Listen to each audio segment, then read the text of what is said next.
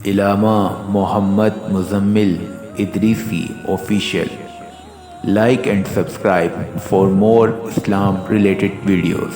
اس ماہ مبارک میں امام اعظم ابو حنیفہ رضی اللہ تعالیٰ عنہ کا یوم وصال ہے، تو اسی مناسبت سے آج کے اس جمعہ پاک میں امام اعظم ابو حنیفہ رضی اللہ تعالیٰ عنہ کے حوالے سے چند باتیں آپ کے گوش گزار کریں گے۔ دعا فرمائیں اللہ کریم اس ناچیز حقیر کو اس موضوع پر صحیح گفتگو کرنے کی توفیق عطا فرمائے، اور جو کچھ سنیں اسے یاد رکھنے کی اور اس سے جو سبق حاصل ہو اس پر عمل کرنے کی توفیق عطا فرمائے۔ وما توفیقی الا باللہ العلی العظیم علیہ توکلت و الیہ انیب۔ حضرات گرامی، سب سے پہلے یہ بات ذہن نشین کر لیں کہ ہم لوگ مسلمان ہیں، ہم نے نبی اکرم صلی اللہ علیہ وسلم کا کلمہ پڑھا ہے، اس کے بعد مذہباً ہم حنفی ہیں کہ امام اعظم ابو حنیفہ حضرت نعمان بن ثابت رضی اللہ تعالیٰ عنہ کے مقلد ہیں۔ محبوب کریم رحمت عالم صلی اللہ علیہ وسلم دین لے کر آئے، وہ دین اسلام آئے، اور اس کے ماننے والے مسلمان کہلاتے ہیں۔ اسلام دین ہے، اسلام مذہب نہیں ہے۔ پھر اسلام میں اہل السنہ والجماعت کے 4 مذہب ہیں۔ کتنے؟ 4 مذہب ہیں۔ ان میں سے ایک مذہب حنفی ہے، ایک مالکی ہے، ایک شافعی ہے اور ایک حنبلی ہے۔ حنفی مذہب امام اعظم ابو حنیفہ رضی اللہ تعالیٰ عنہ کی طرف منسوب ہے۔ امام اعظم ابو حنیفہ رضی اللہ تعالیٰ عنہ 80 ہجری میں آپ کی ولادت ہوئی، یعنی نبی اکرم صلی اللہ علیہ وسلم کے وصال کے 70 سال کے بعد۔ کتنے سال کے بعد؟ 70 سال، کم و بیش۔ یہ کون سا زمانہ تھا؟ یہ صحابہ کرام کا زمانہ تھا، اس وقت صحابہ کرام موجود تھے۔ امام اعظم ابو حنیفہ رضی اللہ تعالیٰ عنہ صحابہ کرام سے ملاقاتیں بھی فرمائی اور ان سے احادیث بھی نقل فرمائی۔ 8 صحابہ کرام سے آپ نے ملاقات کی اور ان سے 50 احادیث ڈائریکٹ حضور کے صحابہ سے نقل کی۔ امام اعظم ابو حنیفہ رضی اللہ تعالیٰ عنہ، آپ کے والد اور آپ کے دادا، یہ دونوں حضرت علی المرتضیٰ رضی اللہ تعالیٰ عنہ کے خدمت گزاروں میں سے تھے۔ حضرت علی المرتضیٰ رضی اللہ تعالیٰ عنہ جب کوفہ تشریف لائے تو یہ کوفے میں آباد تھے، اور امام اعظم ابو حنیفہ رضی اللہ تعالیٰ عنہ کا خاندان وہ خاندان ہے جو کبھی کسی کا غلام نہیں رہا۔ ملک فارس سے ہجرت کر کے کوفہ میں سکونت اختیار کی اور وہیں پر رہے اور وہیں سے تعلیم حاصل کی، اور پھر آج پوری دنیا عالم کے اندر اکثر مقلدین امام اعظم ابو حنیفہ کے آئے، اکثریت۔ جب نبی اکرم صلی اللہ علیہ وسلم کا دور مبارک گزرا، اسلام کا معاملات پھیلا اور دور دراز تک مسلمان پھیلتے چلے گئے، تو اب نئے نئے مسائل پیش آنے لگے۔ جس طرح اسلام پھیلتا گیا اس طرح مسائل بھی۔ جب تک محبوب کریم علیہ الصلاۃ والسلام موجود تھے، صحابہ کرام محبوب کریم علیہ السلام کی بارگاہ میں حاضر ہوتے، مسئلہ عرض کرتے، اللہ کے محبوب اس کا جواب ارشاد فرما دیتے۔ اللہ نے دین کو مکمل کر دیا، فرمایا الیوم اکملت لکم دینکم، تمہارے لیے تمہارا دین آج کے دن مکمل ہو گیا۔ اب دین تو وہ قانون الہی ہے جس کے اندر زندگی سے متعلق ہر شعبے کا حل موجود ہے، اب اس کو سمجھنے والا بھی ہونا چاہیے۔ تو ایسے میں اللہ کریم نے امام اعظم ابو حنیفہ رضی اللہ تعالیٰ عنہ کو منتخب فرمایا، اور آپ وہ پہلے حضور کے غلام تھے جنہوں نے کتاب و سنت یعنی قرآن کریم اور نبی اکرم صلی اللہ علیہ وسلم کی زندگی کو سامنے رکھ کے مسائل کو حل کرنے کے اصول اور قواعد ترتیب دیے، وہ پہلی شخصیت امام اعظم ابو حنیفہ کی ہے۔ اور آپ کا یہ اتنا بڑا احسان ہے امت مسلمہ پر کہ وہی اصول ہے، کتاب و سنت تو وہی ہے جو اللہ کے محبوب نے عطا فرمائی ہے، پھر ان کو سمجھنے کے جو اصول امام اعظم ابو حنیفہ نے دیے، آج 1250 سال گزر چکے ہیں، وہ اصول اسی طرح علماء مجتہدین فقہا کے سامنے آئیں اور اپنے زمانے کے مسائل کو انہی قواعد کے سامنے رکھ کر حل کر رہے ہیں، اور یہ کام قیامت تک ہوتا رہے گا۔ یہ کوئی چھوٹی بات نہیں ہے، اصول اور قوانین کو ایجاد کرنا یہ کوئی چھوٹی بات نہیں ہے، اور کمال یہ کہ وہ اصول بھی کتاب و سنت سے اخذ کیے۔ یہ امام اعظم ابو حنیفہ رضی اللہ تعالیٰ عنہ کا مرتبہ اور مقام ہے۔ دین 3 چیزوں کے مجموعے کا نام ہے۔ کتنی چیزوں کے؟ 3 چیزوں کے۔ پہلے عقائد، پھر ہے احکام، اور پھر ہے معاملات۔ کتنی چیزیں ہوتی ہیں دین میں؟ 3 چیزیں۔ کون کون سی؟ عقائد کہ اللہ وحدہ لا شریک ہے، وہ ہمیشہ سے ہے، ہمیشہ ہے، وہ واجب الوجود ہے، اس کو کوئی وجود دینے والا نہیں، وہ خود سے ہے، ساری کائنات کا خالق اللہ ہے۔ یہ ہیں عقائد۔ یہ عقائد اللہ کے متعلق، پھر نبی اکرم صلی اللہ علیہ وسلم سے متعلق، پھر فرشتوں سے متعلق، پھر کتابوں سے متعلق، کہ ایک مسلمان کا نظریہ اور عقیدہ کیا ہونا چاہیے اللہ تعالیٰ کے متعلق، انبیاء کے متعلق، فرشتوں سے متعلق، جنت دوزخ سے متعلق، قیامت کے دن سے متعلق۔ ان چیزوں کو عقائد کہتے ہیں۔ دوسرے ہیں احکام۔ وہ کیا ہے؟ نماز، روزہ، حج، زکوٰۃ۔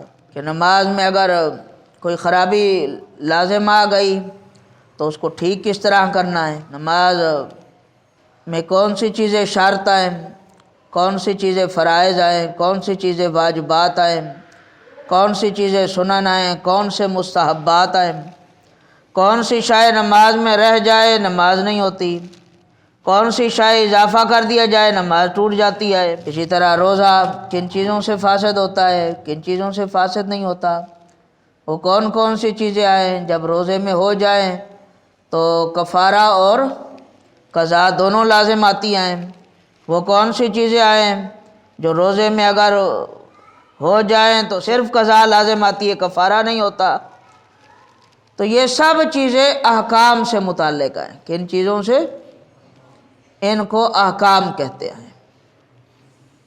تیسری چیز ہے معاملات، خرید و فروخت، تجارت، لین دین، عدالت کے معاملات، نکاح، طلاق، یہ ہیں معاملات۔ امام اعظم ابو حنیفہ رضی اللہ تعالیٰ عنہ عقائد میں بھی مصلح، اصلاح کرنے والے، احکام میں بھی مصلح اور معاملات میں بھی مصلح تھے، اصلاح کرنے والے۔ تو قرآن حکیم نے فرمایا کہ ہم اصلاح کرنے والوں کے عمل کو ضائع نہیں کرتے، اور اصلاح کی ضد ہے فساد۔ اصلاح کی ضد کیا ہے؟ فساد۔ اور فسادیوں کے متعلق فرمایا اللہ تعالیٰ ان کو پسند نہیں کرتا، ان اللہ لا يحب المفسدین، خدا فسادیوں کو پسند نہیں کرتا۔ تو امام اعظم ابو حنیفہ مصلح امت ہیں ہر اعتبار سے، چاہے وہ عقائد کا میدان ہو، چاہے وہ احکام کا میدان ہو، چاہے وہ معاملات کا میدان ہو۔ حضرت امام جلال الدین سیوطی رضی اللہ تعالیٰ عنہ، آپ شافعی المسلک کا ہے، مذہب میں شافعی ہے آپ مذہباً، لیکن امام اعظم ابو حنیفہ کے فضائل و کمالات پر ایک پورا رسالہ لکھا آپ نے، اور اس میں ایک حدیث پاک بیان کی امام اعظم ابو حنیفہ کی فضیلت میں۔ اچھا یہ بات بھی ہے کہ انہوں نے صرف امام اعظم ابو حنیفہ کی فضیلت بیان نہیں کی، امام شافعی کی بھی کی، امام مالک کی بھی کی، امام احمد بن حنبل کی بھی فضیلت بیان کی۔ اس سے یہ بات بھی پتہ چلتی ہے کہ ہمارے جو بزرگ تھے نا، ان کا علمی اختلاف اپنی جگہ پر ہوتا تھا، لیکن وہ ایک دوسرے سے بغض نہیں رکھتے تھے، ایک دوسرے سے بغض نہیں رکھتے تھے۔ آج کل اختلاف تھوڑا سا ہو تو بغض حد سے زیادہ بڑھ جاتا ہے، اللہ اس بغض سے محفوظ فرمائے۔ مذہباً شافی ہو کر اگر یوں کہوں کہ یہ ایک باغ کے سارے پھول ہیں، ایک باغ کے سارے پھول ہیں، ہر پھول کی خوشبو اپنی آئے، تو کوئی ایک دوسرے سے بغض نہیں رکھتا تھا۔ اور یہ چاروں مذہب اہل سنت سے آئے۔ امام اعظم ابو حنیفہ رضی اللہ تعالیٰ عنہ مکہ المکرمہ میں تشریف لے گئے، وہاں پر ایک تابعی بزرگ سے ملاقات ہوئی۔ انہوں نے کہا کہ کہاں سے آئے ہو؟ تو جواب میں فرمایا کہ کوفہ سے آیا ہوں۔ تو انہوں نے فرمایا کہ کوفہ میں 3 طرح کے لوگ رہتے آئے، ایک وہ ہیں جو اپنے پچھلوں کو گالیاں دیتے آئے، اپنے اسلاف کو گالیاں دیتے آئے، اور دوسرے وہ ہیں جو تقدیر کا انکار کرتے آئے، اور تیسرے وہ لوگ ہیں جن کا یہ نظریہ ہے کہ جو بندہ گناہ کبیرہ کا مرتکب ہو وہ کافر ہے۔ کتنی قسم کے لوگ ہیں؟ 3۔ پہلے قسم کے لوگوں کا نظریہ کیا؟ اپنے بزرگوں کو، ان کے بزرگ صحابہ تھے، صحابہ کو گالیاں دیتے، یہ اس دور سے شروع ہو گیا۔ اور دوسرا تقدیر کے منکر، اور تیسرے وہ لوگ جو گناہ کبیرہ کرنے والے کو کافر قرار دیتے۔ تو ان بزرگوں نے فرمایا کہ آپ کن میں سے ہو؟ تو آپ نے فرمایا کہ الحمدللہ میں اپنے بزرگوں کو گالیاں نہیں دیتا، ان کی اتباع و اطاعت کرتا ہوں اور تقدیر پر ایمان رکھتا ہوں، اور جو لوگ گناہ کبیرہ کے مرتکب ہوں ان کو کافر قرار نہیں دیتا۔ یعنی آپ عقیدے کے اعتبار سے اس طرح مضبوط تھے، اور احکام اور معاملات میں تو پوری فقہ حنفی آپ کی عظمتوں کی گواہی دیتی ہے۔ اس وقت دنیا کے اندر یہ صرف اس وقت کی بات نہیں ہے بلکہ دور امام اعظم سے لے کر آج تک مسلمانوں کی اکثریت فقہ حنفی کو فالو کرتی ہے اور اس پر عمل کرتی ہے۔ افغانستان میں فقہ حنفی، بر صغیر پاک و ہند میں فقہ حنفی، سلطنت عثمانیہ میں فقہ حنفی، سلطنت بنو عباس میں فقہ حنفی، 400 سال کا مسلمانوں کا دور ہندوستان میں رہا، اس پورے 400 سال میں فقہ حنفی بطور قانون رائج تھی۔ اس سلطنت میں فقہ حنفی بطور قانون رائج تھی، اور آج بھی اگر اس کو رائج کر دیا جائے تو مسائل حل ہو جائیں گے فقہ حنفی کو۔ اور یہ بنا بنایا قانون، یہ آج کل لوگ قانون بناتے ہیں پھر اس میں ان کو ترمیم کرنی پڑتی ہے، پھر قانون بناتے پھر ترمیم کرنی پڑتی ہے وہ اپنے معاملات کے مطابق۔ لیکن فقہ حنفی بنا بنایا قانون تمام معاملات کے اندر موجود ہے، اور انسان کی ساری ضرورتوں کو پورا کرنے والا ہے، انسان کی ساری ضرورتوں کو پورا کرنے والا ہے، تو اس قانون کو لاگو کر دیا جائے، مسائل حل ہو جائیں گے۔ بینک کا مسئلہ بھی حل ہو جائے گا، سود کا مسئلہ بھی حل ہو جائے گا، تجارت کے معاملات بھی حل ہو جائیں گے، لین دین میں غبن بھی ختم ہو جائے گا۔ یہ سب کچھ فقہ حنفی کے اندر موجود ہے۔ اللہ ہمیں اپنے بچوں کو فقہ حنفی پڑھانے کی توفیق دے۔ ہم لوگ بچوں کو صرف پڑھاتے ہیں نماز، قاعدہ، قرآن کریم، ناظرہ، بیٹا آپ نے اب پڑھ لیا ہے، ابھی آپ کلاس بڑی ہو گئی، 7ویں 8ویں میں پہنچ گئے، لہٰذا ابھی اسکول پر توجہ دیں۔ اس میں بچے کو یہ پتہ نہیں ہے کہ میرے جوان ہو جاؤں، مجھ پر غسل واجب ہو تو میں نے غسل کیسے کرنا ہے، غسل کے اندر فرائض کیا ہیں، واجبات کیا ہیں، میرے اوپر بالغ ہوتے ہی کون کون سی ذمہ داریاں لازم آتی ہیں، کوئی پتہ نہیں ہے۔ اب شادی ہو گئی بچے کی، اس کو پتہ نہیں ہے نکاح کے اندر مہر کی شرعی مقدار کتنی ہے، بیوی کے ساتھ معاملات شریعت کے مطابق کس طرح ادا کرنے ہیں، خاندان کو کس طرح چلانا ہے، اگر جھگڑا ہو جائے تو معاملات کو سنبھالنا کس طرح ہے۔ قرآن حکیم शरीयत मुतहरा हमें हुक्म क्या देती है, तलाक देने की नौबत आ जाए तो किस तरह उससे टलना है, अगर देनी है तो किस तरह देनी है, किसी को कोई पता नहीं है। और जो स्कूल में पढ़ते हैं वो भी पता नहीं याद हो कि ना हो, उसका तो फ़ायदा वो खुद ही जानते हैं। तो इसलिए फ़िक़्ह हनफ़ी की एक बहुत बड़ी अहमियत है, और वो पूरे निज़ाम इंसानियत और एक फ़र्द को किस तरह की ज़िंदगी गुजारनी चाहिए, किस किस मैदान में, वो सब पर रोशनी डालती है। तो इमाम आज़म अबू हनीफ़ा रज़ियल्लाहु ताला अन्हु उन लोगों में से आए जिन्होंने किताब व सुन्नत से मसाइल को अख़ज़ करने के लिए क़वाइद को मुतय्यन किया। जो बंदा क़वाइद मुतय्यन करे उसको फ़ुक़हा की इस्तिलाह में मुजतहिद कहते हैं। क्या कहते हैं? मुजतहिद कहते हैं। पहले मुजतहिद हज़रत इमाम आज़म अबू हनीफ़ा है, फिर इमाम शाफ़ी उस दिन पैदा हुए जिस दिन इमाम आज़म अबू हनीफ़ा का इंतकाल हुआ, और इमाम शाफ़ी, इमाम अहमद बिन हम्बल और इमाम मालिक, ये सब के सब इमाम आज़म अबू हनीफ़ा के शागिर्द हैं या शागिर्दों के शागिर्द हैं। और फिर मुहद्दिसीन इमाम बुखारी, इमाम मुस्लिम, इमाम तिरमिज़ी, इमाम निसाई, इब्न माजा, ये तमाम इमाम आज़म अबू हनीफ़ा के शागिर्दों में से आए।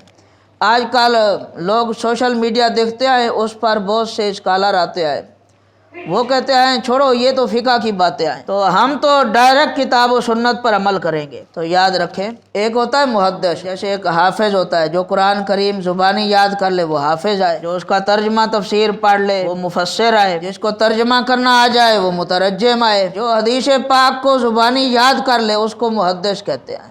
उसको क्या कहते हैं? मुहद्दिस। और फिर जो किताब व सुन्नत की मुराद तक पहुँच जाए उसको फ़कीह कहते हैं। जो किताब व सुन्नत की मुराद तक पहुँच जाए उसको फ़कीह कहते हैं। तो इमाम आज़म अबू हनीफ़ा रज़ियल्लाहु ताला अन्हु फ़ुक़हा के इमाम हैं हुज़ूर के सहाबा के बाद। एक मिसाल देकर आगे चलता हूँ। एक बहुत बड़ी जमात थी मुहद्दिसीन की, और बैठकर वो हदीस का तकरार कर रहे थे, एक दूसरे को सुना रहे थे। इतने में एक बंदा आ गया, उसने आकर सवाल किया, मुझे इस मसले का जवाब चाहिए कि मेरा खेत है और उसको मैं पानी देता हूँ, कुछ पानी बच जाता है, और वो अगर मैं किसी और को दे दूँ वो पानी, तो मुझे सवाब मिलेगा, तो अजर क्या मिलेगा? तो एक मुहद्दिस खड़े हो गए और उन्होंने कहा कि अल्लाह के रसूल सल्लल्लाहु अलैहि वसल्लम ने फरमाया कि तुम किसी गैर की खेती को पानी ना दो, किसी गैर की खेती को पानी ना दो, लिहाजा ये जायज़ नहीं।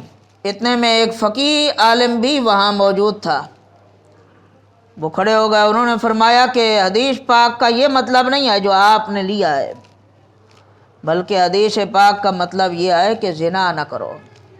किसी गैर की खेती को पानी न देने का मतलब और मुराद और माना क्या है कि ज़िना न करो। कुरान हकीम ने भी फरमाया तुम्हारी बीवियां तुम्हारी खेतियां हैं, फातु हरसकुम अन्ना शिअ्तुम, जैसे चाहो तुम उसमें चरो। तो अब उसने कुरान करीम के माने को भी मिलाया और हदीस पाक को भी सामने रखा और माने की मुराद तक पहुंच गया, और वो मुरादी माना ये था कि ज़िना न करो। तो मुहद्दिसीन का काम है अहादीस को जमा करना, फ़ुक़हा का काम है कि उसमें से उसके माना और मफ़हूम को समझना और लोगों के सामने उसको बयान करना। एक मुहद्दिस का कौल मशहूर है, वो फरमाते हैं कि हम जो मुहद्दिसीन की जमात है जो सिर्फ हदीसें याद करते आए, उसकी मिसाल पिंसारी की तरह, और जो फ़ुक़हा है उनकी मिसाल हकीम हाज़िक़ की तरह है। हकीम नब्ज़ को देखता है, उसकी बीमारी को समझता है और फिर बताता है कि इसको ये बीमारी है और इसका ये इलाज है।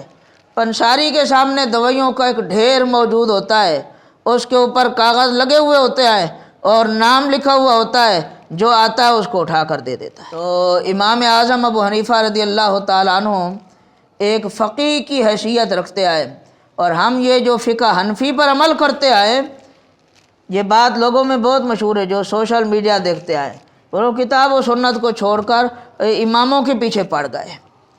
تو یہ وہ امام ہیں جنہوں نے کتاب و سنت ہمیں سکھائی ہے اور قواعد اور ضوابط متعین کیے کہ ان کے ذریعے آپ کتاب و سنت کو سمجھ سکتے ہیں۔ حضور سید عالم صلی اللہ علیہ وسلم کی حدیث پاک بیان کر رہا تھا، محبوب کریم علیہ السلام نے فرمایا کہ اگر علم ثریا ستارے پر بھی ہوگا نا تو اہل فارس کے مردوں میں سے ایک مرد وہاں سے بھی اٹھا کر لے آئے گا۔ اور مسلم میں حدیث پاک ہے کہ اگر ایمان ثریا ستارے پر ہوگا تو وہاں اہل فارس کے مردوں میں سے ایک مرد وہاں سے لے آئے گا۔ اگر ایمان کے اعتبار سے دیکھیں تو امام اعظم کامل اور اکمل ہیں، اور اگر عقائد و نظریات، احکام و معاملات کے اعتبار سے دیکھیں اس اعتبار سے بھی کامل و اکمل ہیں۔ یہ بات ذہن میں ضرور رکھیں کہ فقہا کے متعلق اللہ کے محبوب صلی اللہ علیہ وسلم نے فرمایا من یرید اللہ بہ خیرا یفقہہ فی الدین، کہ جس کے ساتھ اللہ بھلائی کا ارادہ رکھتا ہے اس کو دین کی فقاہت عطا فرما دیتا ہے۔ واللہ یؤتی، انا قاسم، اس کے فوراً بعد حضور نے فرمایا اللہ دینے والا ہے اور میں بانٹنے والا ہوں۔ تو دین کی فقاہت کا اصل دروازہ بھی سید عالم صلی اللہ علیہ وسلم ہے۔ حضور فرماتے فقیہ واحد اشد علی الشیطان من الف عابد، ایک فقیہ 1000 عابدوں پر شیطان سے زیادہ سخت ہے، شیطان پر 1000 عابدوں سے۔ اب فقیہ بندے کو معلوم ہے نماز میں غلطی ہو گئی، اس کو صحیح کیسے کرنا ہے، روزے میں غلطی ہو گئی تو اس کا کیا حکم ہے، عابد نے تو صرف عبادت کرنی ہے۔ تو اس لیے اللہ کریم ہم سب مسلمانوں کو اپنی فقہ پڑھنے اور اپنی اولادوں کو پڑھوانے کی توفیق عطا فرمائے۔ وآخر دعوانا الحمدللہ۔